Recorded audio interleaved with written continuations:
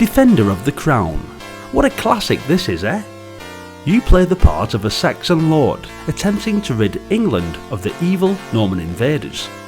Along the way you'll save damsels in distress, have sword fights, steal gold and a host of other things which we will look at in this video. I might be flip-flopping between this and the Commodore Amiga version for comparisons, but let's explore this awesome classic. Once the game has loaded up, you get to choose from the available characters. Each has particular strengths and weaknesses, and it differs somewhat on the Commodore 64 version of the game, where they are roughly in order from good to bad: Wilfred, Cedric, Geoffrey and Wulfric. On the Amiga, the choice is somewhat more difficult, and there is no clear-cut best one to pick. Leadership is an advantage on the field of battle. Troops tend to follow the orders of strong leaders over weak ones. Jousting will assist you in tournaments which are used to give you fame or extra territory. Swordplay will assist you in raiding castles and saving damsels in distress. It all depends on your personal playstyle which one you choose to play as. Once you've chosen who you are, you go and visit Robin Hood. He offers the assistance of him and his merry men 3 times throughout the game. This help is quite handy, especially when besieging an enemy castle, so use it wisely. It can make the difference between a successful game and an unsuccessful one sometimes. This is the part of the interactive movie concept that was the basis behind Cinemaware games. There were set story pieces, and you've got to play parts of the game that advance the story. A good concept really, and one in use in most modern games. The map is an essential part of the game. As a Saxon trying to repel the evil Normans, you will start in one of the top 3 territories. The other blue territories belong to other Saxons, and it's often a good strategy to take over the Normans first. Be warned, sometimes fellow Saxons will turn on you. You can only move adjacent to where you are as well. The green forest in the middle is Sherwood Forest, and you can click here to get Robin's help before going on an attack. Although the Commodore 64 has this feature, one of the beautiful parts of the Amiga version of this game was the tournament, where you suit up in your armour, jump on a horse, grab a lance and attempt to knock the other guy off his horse. If anyone's ever watched the 1952 film Ivanhoe, then you'll know exactly what this entails.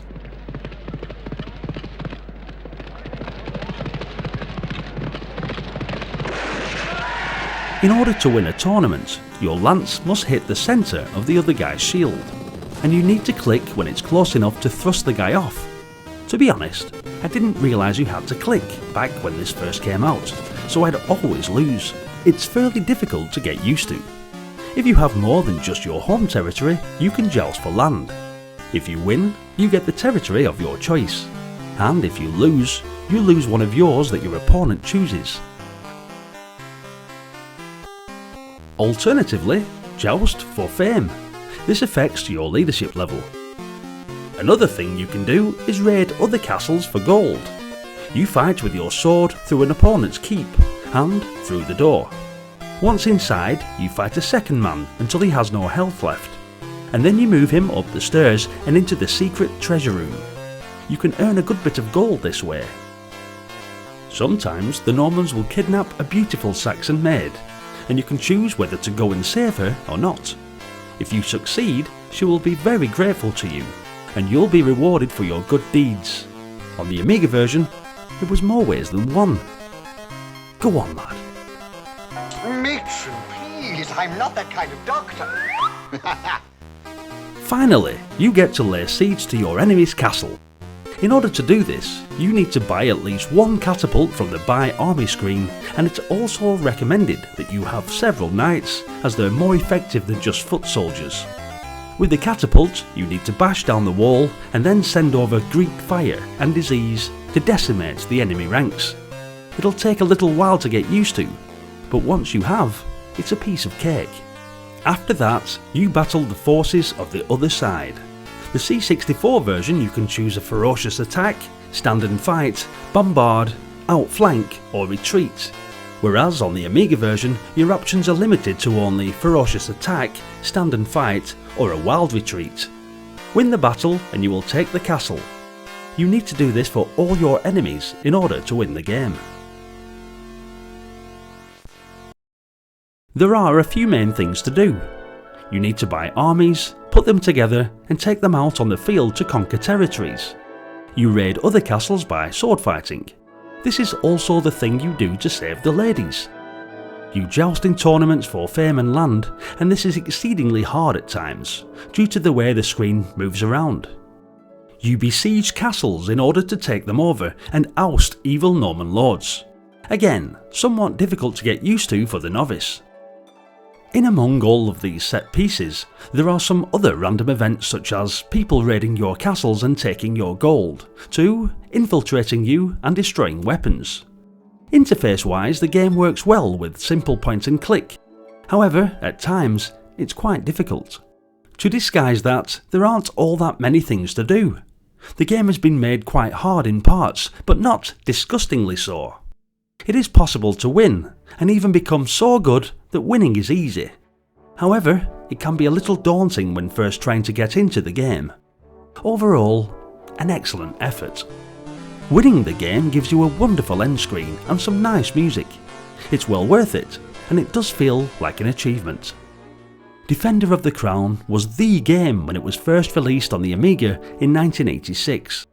The graphics blew everything that was available at the time out of the water.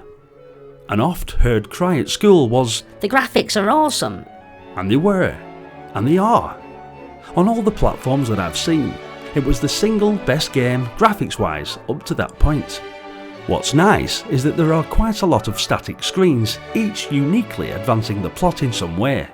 And this was before multimedia extravaganzas.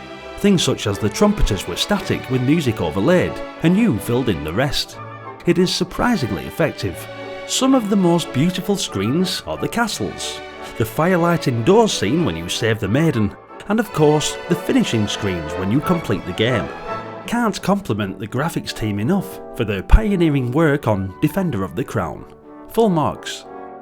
Defender of the Crown deserves its reputation as one of the better games ever released in the annals of computer gaming history. It takes quite a unique concept and marries it with glorious visuals, lush sound and varied gameplay. This is a shining example of what a computer game should be, and hats off to the team at Cinemaware for bringing us this gem. Highly recommended. Thanks for watching guys. Hit the like button if you loved Defender of the Crown, and also let me know your experiences with this game in the comment section. Such a classic, eh? If you're loving the nostalgia and want to follow me whilst we revisit even more classics like this, then please consider subscribing to the channel. There's loads more games on the playlist and more coming every day, so stay tuned and hopefully I'll see you all in the next one. Until then, bye for now.